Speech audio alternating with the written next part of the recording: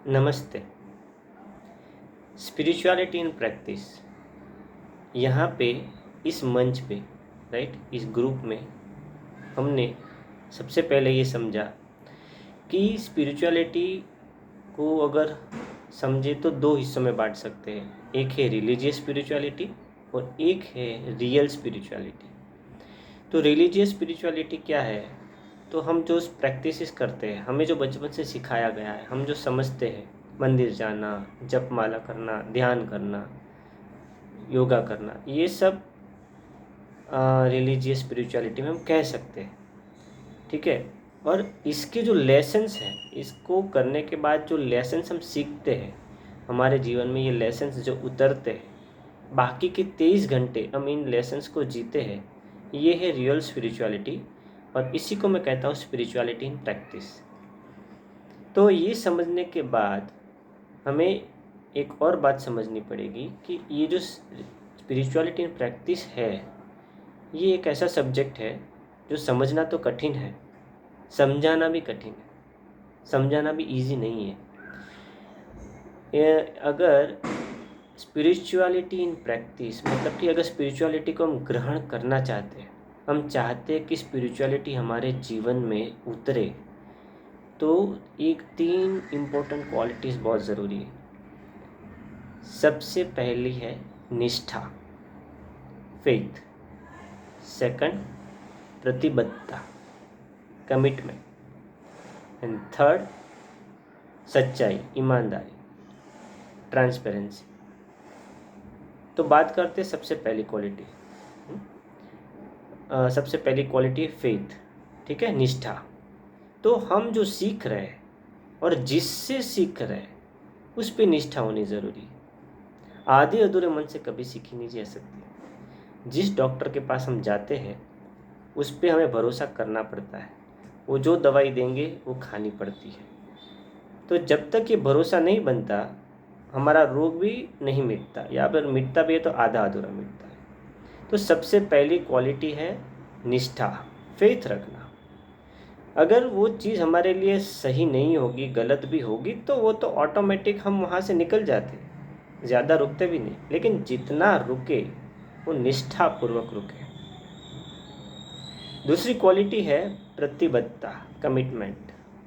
अब जिस रास्ते पर जा रहे हैं, वो उस रास्ते पे जो हमें समय दिया है, या जो हमें असाइनमेंट दिया है, या जो हमें करने को कहा गया है, उसके प्रति प्रतिबद्ध होना ज़रूरी है।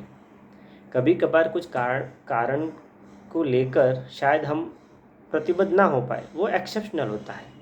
लेकिन प्रतिबद्ध होने की जो तमन्ना होती है, प्रतिबद्ध होने की जो उमंग होती है, वो हमारे अंदर होनी चाहिए कि ये मुझे करना है, ये मुझे देखना है, ये मुझे सुनना है, इसके अंदर मुझे उतरना है, मुझे जो कहा गया है वो मुझे करना है। तो ये है प्रतिबद्धता। और तीसरा है ट्रांसपेरेंसी, ईमानदारी, ओपननेस। तो ओपननेस क्यों होना चाहिए, ईमानदारी क्यों होनी चाहिए? ईमानदारी इसलिए होनी चाहिए कि जो है जैसा है वैसा प्रस्तुत होना चाहिए। हम आकर सीख तो रहे स्पिरिचुअलिटी, अगर हमारे मन में ऐसी इच्छाएं है कि मेरी भौतिक जीवन अच्छा हो जाए, इसीलिए मुझे स्पिरिचुअलिटी में जाना है, तो ये ईमानदारी नहीं रहेगी। भौतिक जीवन में जो होना है वो तो होना ही है, वो तो कर्मों के अनुसार होना ही है। लेकिन स्पिरिचुअलिटी में जाने का मकसद है ज्ञान, और उसी मकसद से जाना चाहिए। अगर हम सोचते हैं कि भगवान को हम उल्लू बना सकते हैं, तो ये बहुत गलत है। भगवान भोले हैं, तो जो भी हम भोलेपन से मांगते हैं वो सब कुछ देते हैं। लेकिन भगवान इतने चालाक भी है कि हमारी एक भी चालाकी को चलने नहीं देते। तो ईमानदारी होनी बहुत ज़रूरी है, ओपननेस होना बहुत ज़रूरी है, ट्रांसपेरेंसी होनी बहुत ज़रूरी है। देखिए, हम कहते हैं ना कि अर्जुन को जब पूछा गया, द्रोणाचार्य ने पूछा कि अर्जुन तुम्हें क्या दिखता है, तो अर्जुन ने बोला कि मुझे वो पैरोट, तोता या पक्षी की दाहिनी आँख दिखती है या बाईं आँख दिखती है। तो इतना सटीक क्यों दिखा उसको? इसीलिए दिखा क्योंकि उसके अंदर 3 गुण थे: निष्ठा, प्रतिबद्धता और ईमानदारी। अपने गुरु के प्रति, अपने गुरु के दी हुई शिक्षा के प्रति ये 3 गुण होने की वजह से उसका फोकस्ड एकदम सुपर्ब था, उसका फोकस्ड एकदम रिफाइंड था।